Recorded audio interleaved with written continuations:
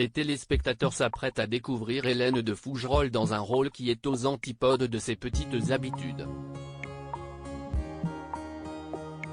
Dans Les Disparus de la Forêt Noire, qui sera diffusé sur TF1 dès le 5 janvier 2023, la comédienne incarne Camille Hartmann, une juge d'instruction qui sort partiellement amnésique d'un accident de voiture.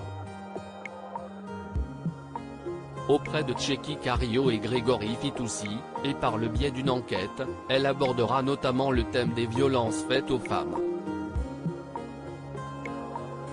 Sans pour autant crier haut et fort son engagement.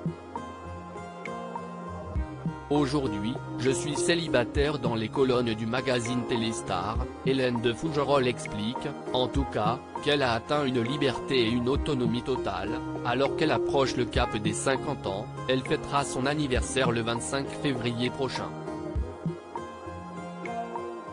Je peux me montrer féministe dans ma façon de vivre puisqu'aujourd'hui, je suis célibataire, rappelle celle qui a tenté l'aventure du polyamour dans les pages de la publication. Je ne dépends d'un homme ni affectivement, ni financièrement. L'actrice s'est également affranchie de ses atouts de séduction pour jouer dans Les Disparus de la Forêt Noire, drame produit par Nagui.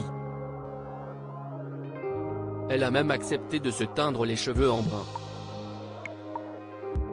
quitte à ne plus du tout se reconnaître à l'écran. Une drôle de rencontre avec Harvey Weinstein. Le défi était grand pour Hélène de Fougerolles, qui considère le métier d'actrice comme une affaire de séduction. J'étais bien contente d'être désirable et désirée. Ceci dit, si j'ai eu la chance de ne jamais avoir été agressée, je suis consciente que ces violences existent et heureuse de dire ma solidarité aux victimes, assure l'ex d'Antoine Arnaud à Télé Loisirs.